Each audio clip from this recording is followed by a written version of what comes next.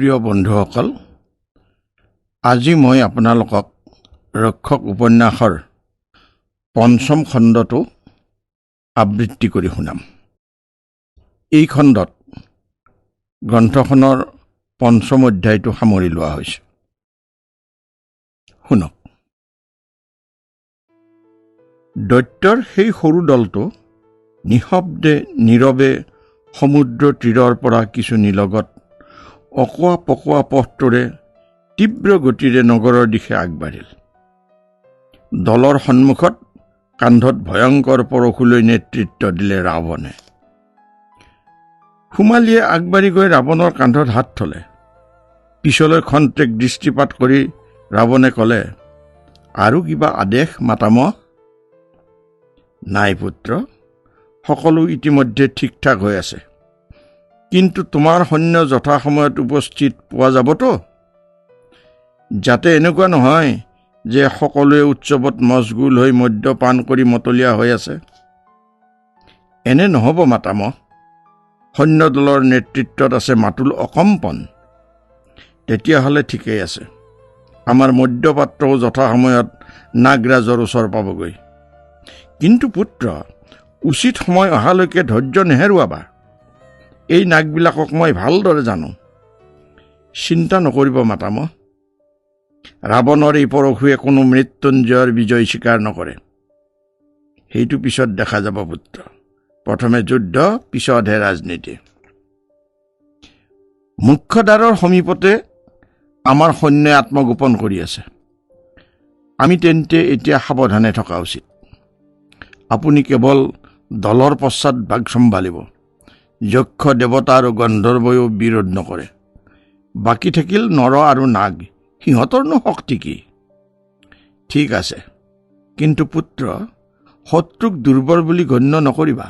সাৱধানে থাকিবা। খন্তেক ৰৈ হাঁহি মাৰি ৰাৱণে ক'লে, মাতামহ, আপুনিতো নাগপতিৰ পিতৃৰ বন্ধু। বজ্ৰনাভেতো আপোনাক স্বাগতম জনাবই। নহ'লেনো কি? আৰু মই যেতিয়া তেওঁক কম যে এওঁ দিকপতি ধনেশ্বৰ কুবেৰৰ অনুজ ভাতৃ দশানন ৰাৱণ, তেতিয়া তেওঁ সসন্মানে স্বাগত কৰিব। ৰক্ষা। তেনেহ'লে আমাৰ প্ৰধান অস্ত্ৰ হৈছে মদ্যভাণ্ড। এই ৰত্নমণিকো অস্ত্ৰ বুলিয়ে ধৰা পুত্ৰ। যেতিয়া আমি এই স্বৰ্ণ ৰত্ন মণি আৰু মদ্যভাণ্ড মৈত্ৰীভাৱেৰে তেওঁক উচৰ্গা কৰিম, তেতিয়া আনন্দত উন্মত্ত হৈ তেওঁ আমিয়ে দিয়া সুৰা মন্ত্ৰী সমন্বিতে সকলোৱে পাণ কৰিব। মই বনোৱা সুবাসিত সুৰা যি এবাৰ পাণ কৰিব, সি সংযমহীন হৈ যাব। বছ, আমি তেওঁলোকৰ মদ্যমত্ত আৰু অসতৰ্ক দেখা মাত্ৰেই নিজৰ শেষ কাৰ্য সমাপন কৰিম। ইয়াতকৈ উত্তম পন্থা আৰু কি হ'ব মাতামহ? কিন্তু আপুনি নাগপতি বজ্ৰনাভক চিনি পাই জানো? নাপাওঁ। তেওঁৰ পিতা মোৰ কৃপাপাত্ৰ আৰু মিত্ৰ আছিল। অসুৰৰ লগতে হোৱা তেওঁৰ যুদ্ধত এবাৰ মই তেওঁক সহায় কৰিছিলোঁ। আমি মিত্ৰভাৱেৰে আহিছোঁ যেতিয়া তেওঁ আমাৰ সৎকাৰ কৰিব। তেন্তে যোৱাৰ পিছত আমি তেওঁক মিত্ৰ কৰি ল'ম মাতামহ।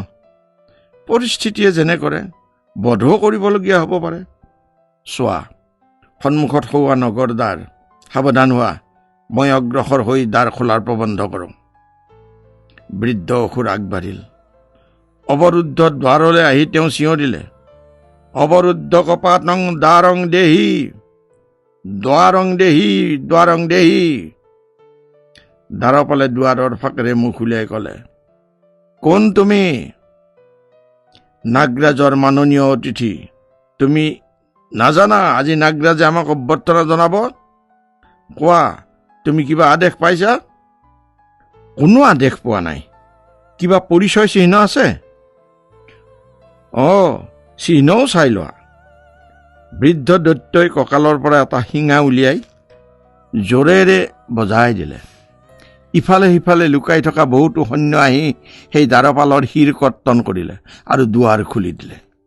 সকলো দৈত্য নগৰত প্ৰৱেশ কৰিলে। দুৱাৰত থকা ৰক্ষকসকলে যুদ্ধ কৰিবলৈ ধৰিলে। কিন্তু ৰাৱণে দ্বাৰত ৰৈ নাথাকি তীব্ৰ বেগে নিজৰ বীৰ সেনা লগত লৈ ৰাজপ্ৰাসাদৰ ফালে গতি ল'লে। সুৰক্ষাৰ বাবে 2-4জন যি সৈন্যদাৰত আছিল সেই সকলোকে নিধন কৰি অসুৰসকলে দ্বাৰ অধিকাৰ কৰি ল'লে। এই কথাৰ কোনেও অকণো ভূভাকে নাপালে। ফেৰী আৰু নাগাৰা বজাই দৈত্যসকল ৰাজপ্ৰাসাদত প্ৰৱেশ কৰিলে। প্ৰাসাদত কোনেও তেওঁলোকৰ বিৰোধ নকৰিলে। প্ৰাসাদত বহু ভিৰ আছিল। অসুৰসকলেও যেনি তেনি মানুহৰ মাজত সোমাই গৈ হৈ হাল্লা কৰি মদ্যপান কৰাত আৰু কৰোৱাত লাগি গ'ল। প্ৰকৃততে আজি ৰাজপ্ৰাসাদত নাগ সমাৰোহ পালিত হৈছে। সভা ভৱন আৰু মণ্ডপ অতি জাকজমককৈ সজোৱা হৈছে। নাগৰাজৰ সিংহাসন শ্ৰেষ্ঠ মুক্তাৰে সজোৱা হৈছে। সভা মণ্ডপৰ এটা চুকত এদল বাদ্যবাদকে সুমধুৰ বাজনা বজাই আছে। কিছুক্ষণ পিছত এক প্ৰৌঢ় পুৰুষ এখন সুবৰ্ণ দোলাত উঠি মণ্ডপত প্ৰৱেশ কৰিলে। সেই সুবৰ্ণ দোলাখন দিব্যাংগনাসকলে বৈ আনিছে। তাতেই আছিল ভগীৰাজ নাগপতি বজ্ৰনাভ। বজ্ৰনাভৰ সভা মণ্ডপত লগে লগেই সকলো বাদ্য উচ্চস্বৰে বাজি উঠিল। সিংহৰ দ্বাৰত দুন্দুভি বাজিবলৈ ধৰিলে। সকলোৱে জয়ধ্বনি দি থিয় হ'ল আৰু সকলোৱে আঁঠুত হাত থৈ হাউলি মূৰ দুৱাই অৱস্থান কৰিলে। ভগীৰাজৰ সন্মুখত পোন হৈ থিয় হোৱা কাৰো অনুমতি নাছিল। ঠিক এনে সময়তে মণ্ডপৰ আন্তমূৰত দুন্দুভিৰ ধ্বনি উঠিল আৰু মুহূৰ্ততে বজ্ৰবক্ষ দশানন ৰাৱণ হাতত ভীমকায় পৰশু ধাৰণ কৰি আৰু দৈত্যপতি সোমালি ভয়ানক খড্গ হস্তে ৰক্তবস্ত্ৰ পৰিহিত হৈ সভা মণ্ডপত আহি থিয় হ'ল। এই দুয়ো মহা তেজস্বী পুৰুষক দেখা পাই সভাত উপস্থিত সকলো লোক ভীত চকিত হ'ল। সভাগৃহত বাজি থকা বাদ্য স্তব্ধ হৈ গ'ল। কিন্তু এনে সময়তে দৈত্য সোমালীয়ে আগবাঢ়ি গৈ ক'লে, ষষ্ঠী নাগৰাজ, মই দৈত্য সোমালী আৰু এই আয়ুষ্মান দশানন ৰাৱণ মোৰ নাতি আৰু দিকপতি ধনাধীশ কুবেৰৰ অনুজ ভ্ৰাতা। ৰাৱণৰ কিবা ক'বলগীয়া আছে তেওঁ নিবেদন কৰিব। তাৰ আগতে আপুনি আমাৰ এই স্নেহ উপহাৰ গ্ৰহণ কৰক। ইয়াকে কৈ দৈত্যপতিয়ে ইংগিত দিয়াত দৈত্য অনুচৰসকলে মদ্যভাণ্ড আনি নাগৰাজৰ সন্মুখত উন্মুক্ত কৰিলে। এই মূল্যৱান স্নেহোপহাৰ দেখি নাগপতি সন্তুষ্ট হৈ সিংহাসন এৰি উঠি থিয় হ'ল।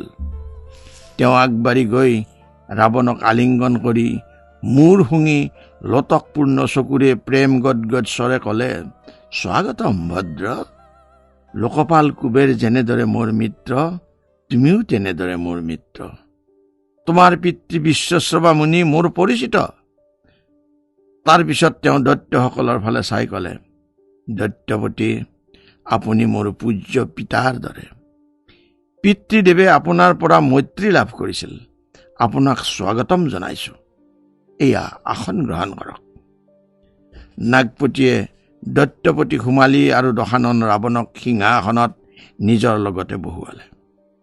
সিংহাসনত আৰোহণ কৰাৰ লগে লগেই বন্দনাকাৰীসকলে নাগৰাজৰ বন্দনা কৰিবলৈ ধৰিলে। কিন্নৰ আৰু গন্ধৰ্বসকলে গান গাবলৈ ধৰিলে। অপ্সৰাসকলে আৰম্ভ কৰিলে নৃত্য। তাৰ পাছত নাগৰাজৰ আদেশত মদ্যপান আৰম্ভ হ'ল। মৰকতৰ পাত্ৰ মদ্যপূৰ্ণ কৰি নাগসকলে অতিথিক অৰ্পণ কৰিলে। মদ্যপান কৰি দৈত্যসকল অতিশয় হৰ্ষান্বিত হ'ল। সুযোগ বুজি সোমালীয়ে দৈত্যসকলক ইংগিত দিলে। দৈত্যসকলে মদ্যভাণ্ডৰ পৰা মদ উলিয়াই নাগসকলক পান কৰাবলৈ ধৰিলে। নাগৰাজে সহাস্যে দৈত্যৰাজৰ হাতৰ পৰা সুবাহিত মদ নিপিবলৈ ধৰিলে। মদ্যপানৰ ফলত ধীৰে ধীৰে সংযম ভাৱ লোপ পাবলৈ ধৰিলে। মদে নাগৰিকসকলৰ মস্তিষ্কত প্ৰৱেশ কৰাত তেওঁলোকে মাতলামি কৰিবলৈ ধৰিলে। এনেতে সকলো বাদ্য অতি উচ্চস্বৰত বাজি উঠিল। নৰ্তকীসকলে নৃত্য আৰম্ভ কৰিলে। আনন্দাতিশয্যত নাগৰাজে বহুত মদ পান কৰিলে।